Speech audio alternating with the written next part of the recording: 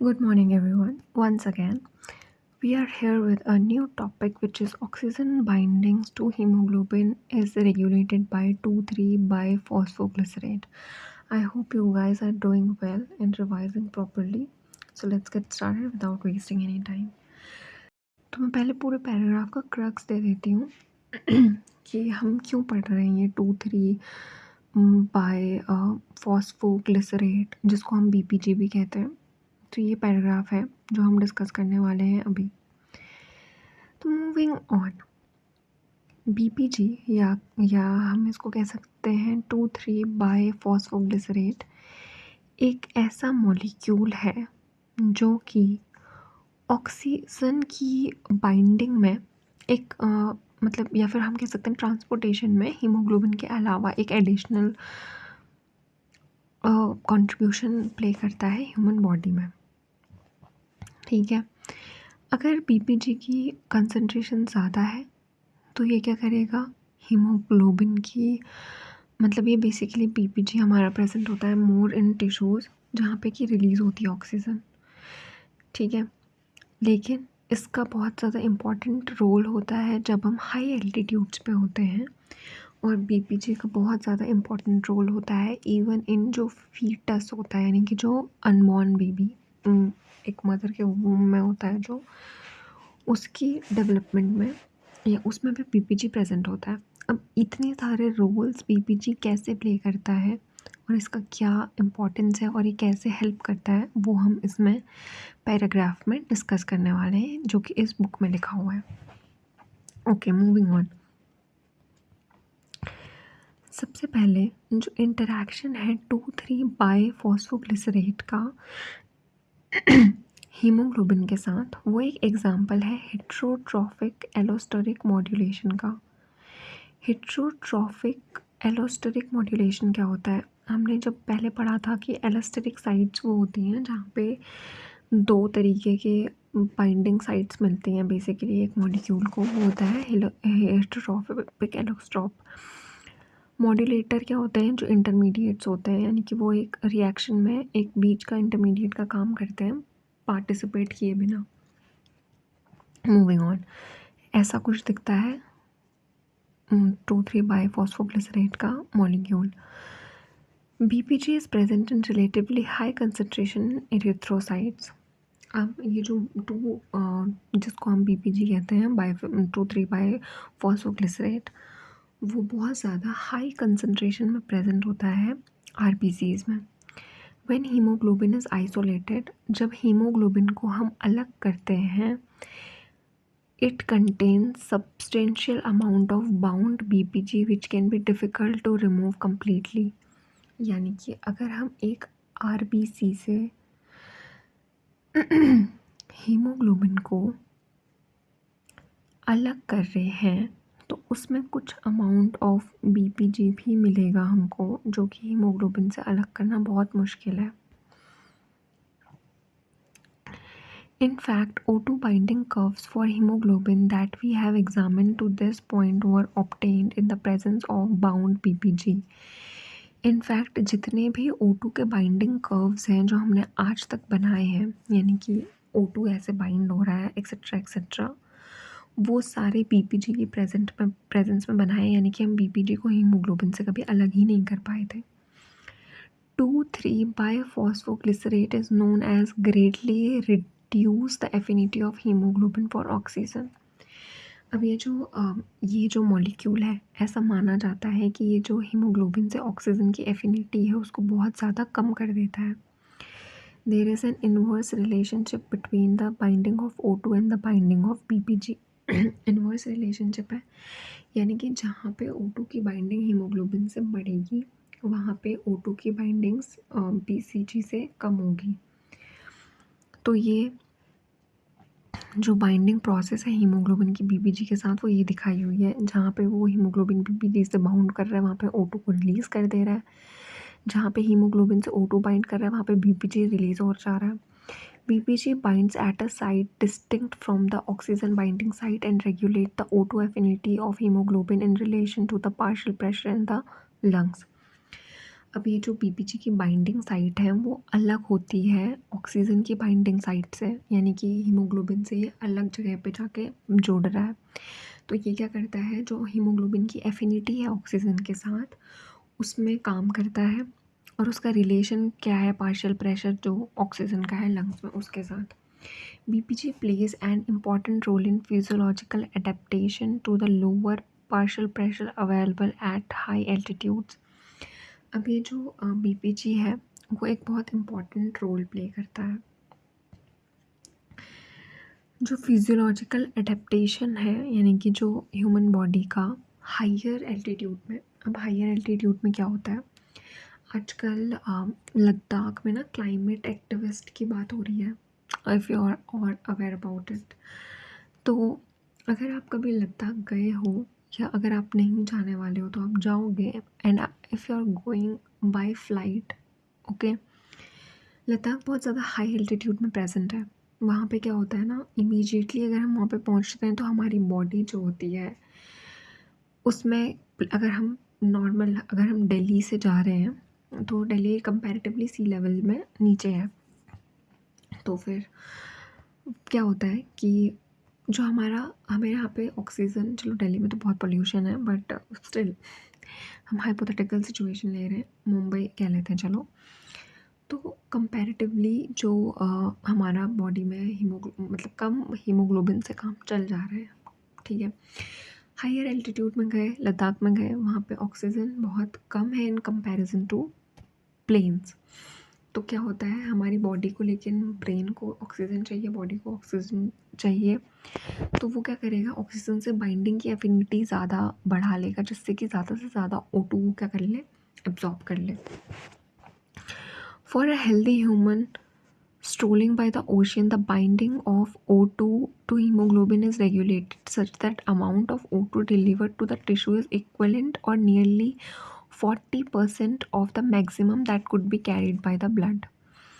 जब हम ह्यूमन, एक हेल्दी ह्यूमन की बात कर रहे हैं जो कि सी लेवल पे है, तो ओशन का यही मतलब है कि वो सी लेवल पे है, तो जो उसकी बाइंडिंग है ऑक्सीजन की हीमोग्लोबिन के साथ वो इतनी ज़्यादा अच्छी अमाउंट में होती है कि 40% of it is directly delivering to the tissue. Imagine that this person is quickly transported to mountainside at an altitude of 4,500 meter, where the partial pressure is considerably low. अब अगर पार्शियल प्रेशर कम है तो obviously जो O2 है वो कम bound होगी ना haemoglobin से। The delivery of O2 to the tissue is now reduced, as I said. The delivery of O2 to the tissue is now reduced. However, after just a few hours at the higher altitude, the BPG concentration in the blood has begun to rise. अब क्या होता है, कुछ कुछ घंटों के बाद, जैसे हम लद्दाख चले गए, कुछ घंटों के बाद क्या होगा, बीपीजी का कंसनट्रेशन यानी 2,3 बाय फॉस्फोग्लिसरेट का कंसनट्रेशन क्या होगा, वो हमारे ब्लड में बढ़ने लग जाएगा, leading to a decrease in the affinity of haemoglobin for oxygen. तो क्या होगा, हीमोग्लोबिन ऑक्सीजन से कम बाउंड होगी। This adjustment in the BPG level has only a small effect on the binding of O2 in the lungs but a considerably high effect on O2 release in the tissue. जैसे कि हमने इससे पहले पढ़ा था, ज़्यादा amount of BPG होगा तो जो हीमोग्लोबिन है उसका बाइंडिंग O2 से क्या होगा, कम होगा। तो इसका बाइंडिंग में तो कोई हेल्प नहीं करता है, यानी कि ज़्यादा ऑक्सीजन बाइंड करने में हेल्प नहीं करेगा, लेकिन ज़्यादा हीमोग्लोबिन से ऑक्सीजन को रिलीज़ करने में हेल्प करेगा, क्योंकि जितना ज़्यादा हीमोग्लोबिन रिलीज़ करेगा ऑक्सीजन को, उतना ज़्यादा हीमोग्लोबिन फ्री होगा, जिससे कि उतना ज़्यादा हीमोग्लोबिन क्या कर सके, ऑक्सीजन को फिर से बाउंड कर सके, और जो नीड्स है ह्यूमन की ऑक्सीजन के लिए वो ज़्यादा से ज़्यादा फुलफिल हो पाए। As a result, the delivery of oxygen to the tissue is restored to nearly 40% of that which can be transported by the blood. The situation is reversed when the person returns to sea level. अब ये situation वापस से return हो जाती है अगर हम उस लद्दाख वाले पर्सन को या हम वापस से मुंबई आ जाएं। So the BPG concentration in erythrocytes also increases in people suffering from hypoxia. Okay, अब ये जो बीपीजी की कंसंट्रेशन है ये इंक्रीज़ हो जाती है उन लोगों में भी जो लोग हाइपोक्सिया से सफ़र कर रहे हैं। हाइपोक्सिया क्या होता है? ये एक ऐसी डिज़ीज़ कह लो जहाँ पे जो ऑक्सीजन है या ऑक्सीजनेशन है जो पेरिफेरल टिश्यू होता है उसमें बहुत कम होता है, यानी कि deficiency of O2 in the tissues is hypoxia. The site of BPG binding to hemoglobin is the cavity between the beta subunit in the T state. T state क्या होती है? टेंस स्टेट, यानी कि जो हमारी लेस स्टेबल जो हमारी सब यूनिट है हीमोग्लोबिन की, उसकी जो बीटा सब यूनिट है उसकी कैविटी में प्रेजेंट होता है। ये थोड़ा याद रख लेना। Moving on, this cavity is lined with positively charge amino acid. यहाँ पे पॉजिटिवली चार्ज अमीनो एसिड होते हैं जो कि इंटरैक्ट करते हैं नेगेटिव ग्रुप ऑफ बीपीजी से। अब हम बीपीजी का डायग्राम देखते हैं तो इसमें नेगेटिव ग्रुप कौन कौन से हैं? There are lot of negative groups present. इन सब से बाउंड होता है। Unlike O2, only one molecule of BPG is bound to each hemoglobin tetramer. तो जैसे ऑक्सीजन का क्या होता है ना, मतलब ऑक्सीजन की तरह नहीं करता ये कि सिर्फ एक मॉलिक्यूल जो हो रहा है वो जाके बाइंड हो रहा है हीमोग्लोबिन से। बीपीजी क्या होता है, बहुत ज़्यादा लोअर एफिनिटी होती है उसकी, जो कि मतलब BPG lowers haemoglobin affinity for oxygen by stabilising the T state, यानी कि हीमोग्लोबिन की मतलब हीमोग्लोबिन ना कम जुड़ेगा ऑक्सीजन से, कम एफिनिटी हो जाएगी। कम एफिनिटी हो जाएगी तो क्या होगा? ज़्यादा ऑक्सीजन रिलीज़ करेगा क्योंकि वो टी स्टेट को क्या कर देता है? स्टेबलाइज कर देता है। टी स्टेट देखो, टी स्टेट जब अनस्टेबल होती है ना, ऑक्सीजन को बाइंड करती है वो, तभी वो आर स्टेट में कन्वर्ट होती है ना। तो ये क्या कर रहा है, यहाँ पे ऑक्सीजन नहीं मिल रही, ऑक्सीजन नहीं मिल रही, बट बीपीजी यहाँ पे जाके इससे जुड़ जा रहा है और इसको स्टेबल कर दे रहा है। तो इसकी हीमोग्लोबिन की एफिनिटी टू ऑक्सीजन कम हो गई, बीपीजी से ज़्यादा हो गई। The transaction of the R states narrows the binding pocket for BPG. अब वहीं पे अगर ट्रांजिशन हो रहा है, अगर आर स्टेट में जा रहा है, थोड़ा सा मैस हो गया ये, अगर आर स्टेट में जा रहा है तो वो क्या करेगा? बीपीजी की बाइंडिंग कम कर देगा, vice versa basically. The transition to the R state narrows, precluding BPG binding. In the absence of BPG, hemoglobin is converted to the R state more easily. तो अगर BPG प्रेजेंट नहीं है तो haemoglobin बहुत आसानी से R स्टेट में convert हो जाएगा। Regulation of oxygen binding hemoglobin by BPG has an important role in fetal development.